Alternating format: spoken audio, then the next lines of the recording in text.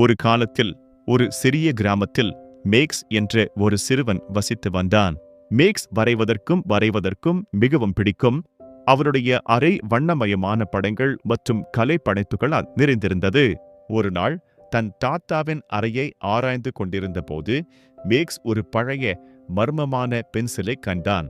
அதை அவன் எடுத்தபோது அவன் விரல்களில் ஒரு விசித்திரமான கூச்ச உணர்வை உணர்ந்தான். திடீரென்று பென்சில் ஒளிரத் தொடங்கியது. மேக்ஸ் தான் ஒரு அற்புதமான உலகத்திற்கு கொண்டு செல்லப்படுவதை உணர்ந்தான். பேசும் விலங்குகள் மற்றும் துடிப்பான பூக்களால் சூழப்பட்ட ஒரு அழகான தோட்டத்தில்தான் நிற்பதைக் கண்டான்.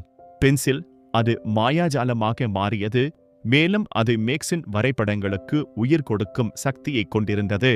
பென்சிலுடன் மேக்ஸ் அற்புதமான உயிரினங்களையும் கட்டிடங்களையும் உருவாக்கினார். மேலும் அவர் நம்ப முடியாத சாகசங்களைச் செய்தார்.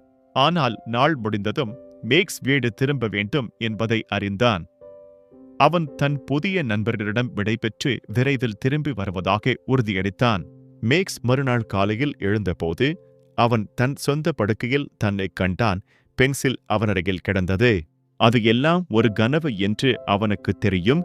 ஆனால் அந்த மாயாஜால பென்சில் இன்னும் தன்னுடன் இருக்கிறது, மீண்டும் பயன்படுத்த காத்திருக்கிறது என்ற உணர்வை அவனால் அசைக்க முடியவில்லை.